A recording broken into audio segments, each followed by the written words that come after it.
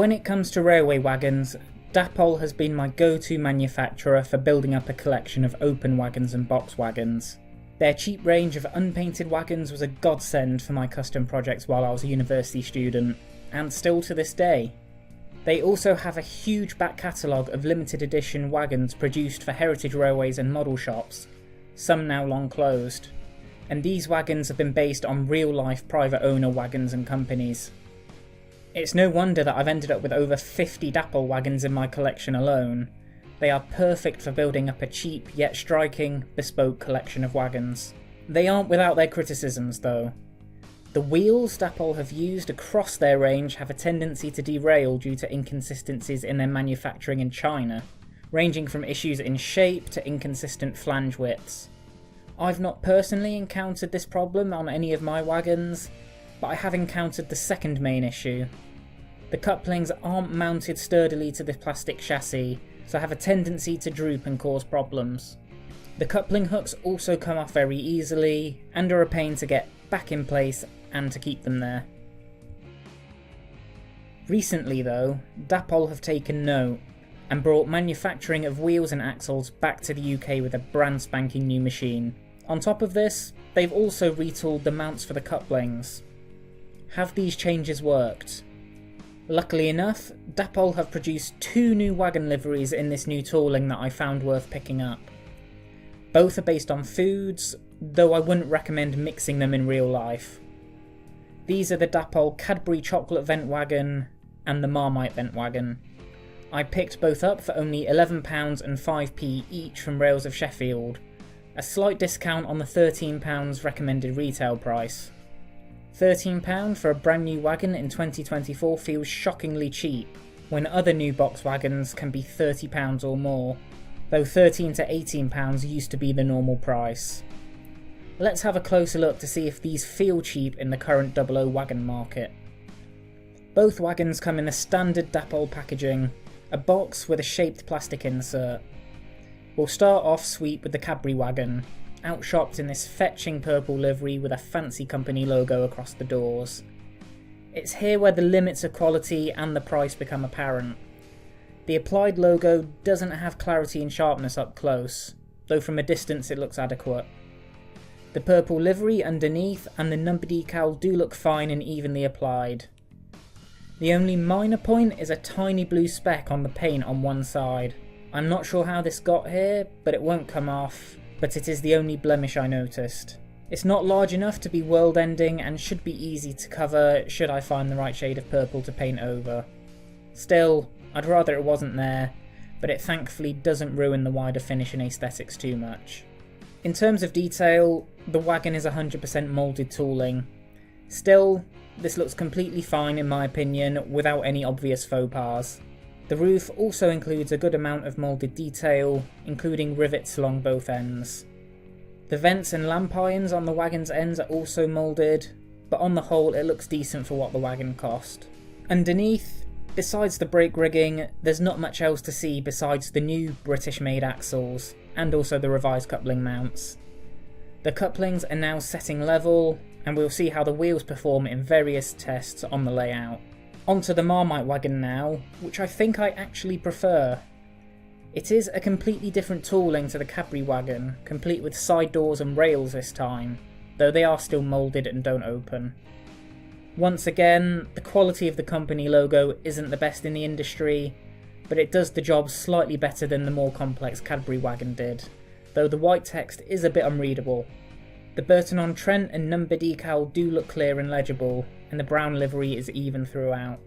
Once again, this wagon only has moulded details, but the roof has a different arrangement of details, primarily vents.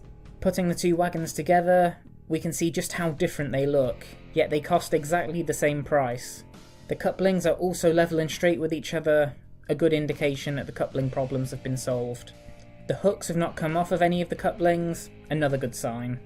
The moulded ends of the wagon are slightly different again, but not drastically.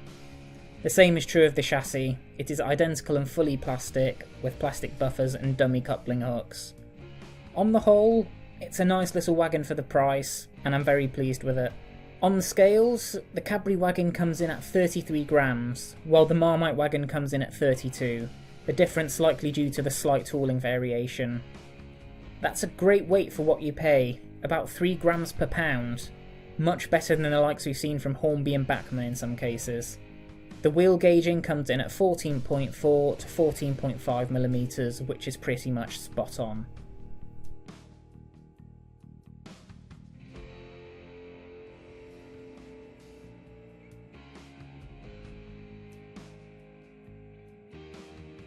Overall, these wagons may be cheap, but they look serviceable and are still a perfect choice for building up long trains. The hobby really needs more cheap, entry-level items like this from all major manufacturers, and Dapol still seem to be leading the charge here. Let's go and see how those new wheels do.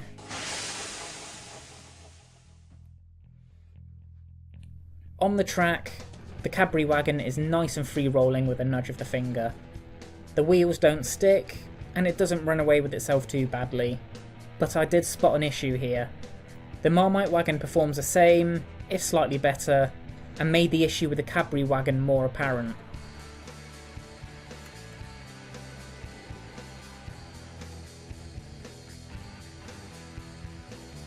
The Cadbury Wagon wobbles on its axles, whereas the Marmite one doesn't.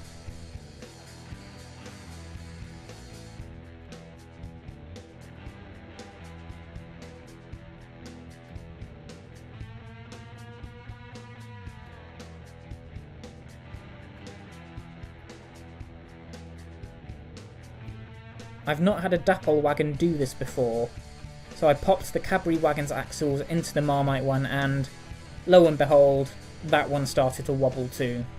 This shows there is still an issue with the wheels coming out of Dapol, despite the change in manufacturing locations and machines. Some might call it a shame, but wagons in real life did rock and wobble in trains, so I'm not too fussed unless this starts causing derailments.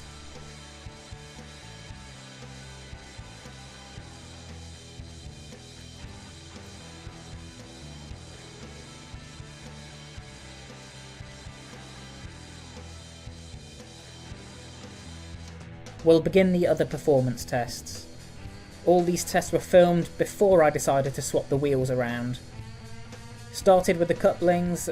For this I got a brake van and a Bachmann 2MT tank engine. Let's see if everything couples. 100% success first time. The drooping coupling issue seems to have been resolved, even if the wheel issues haven't. Right.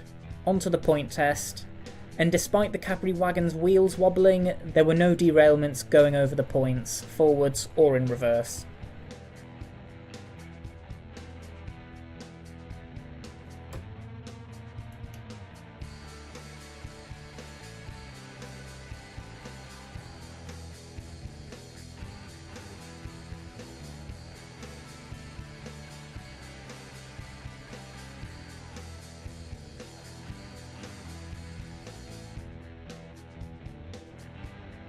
The baseball drawing test didn't throw either wagon off either.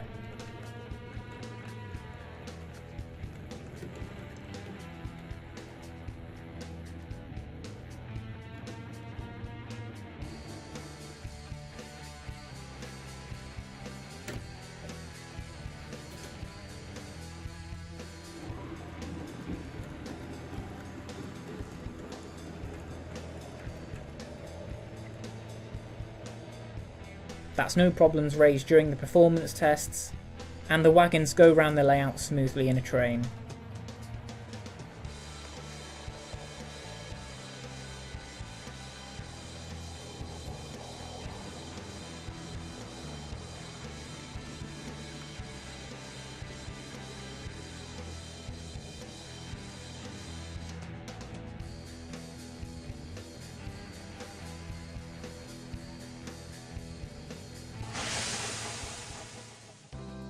So, on to my final verdict, starting with the Cadbury Wagon.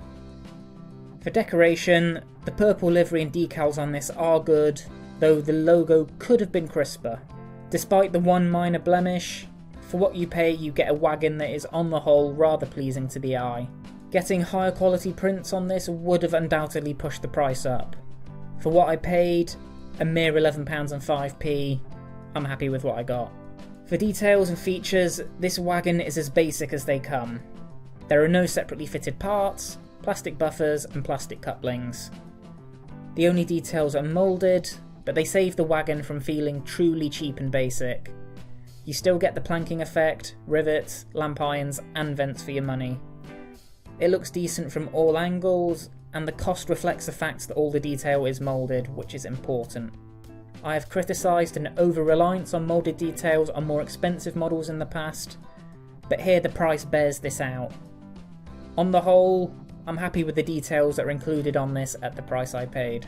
For quality, the wagon is all plastic save for the wheels and axles, but you don't pay extortionate prices for this unlike some other manufacturers. However, the wheel wobble should have been eradicated, yet it persists, and a minor paint blemish that is unexplainable also rears its head.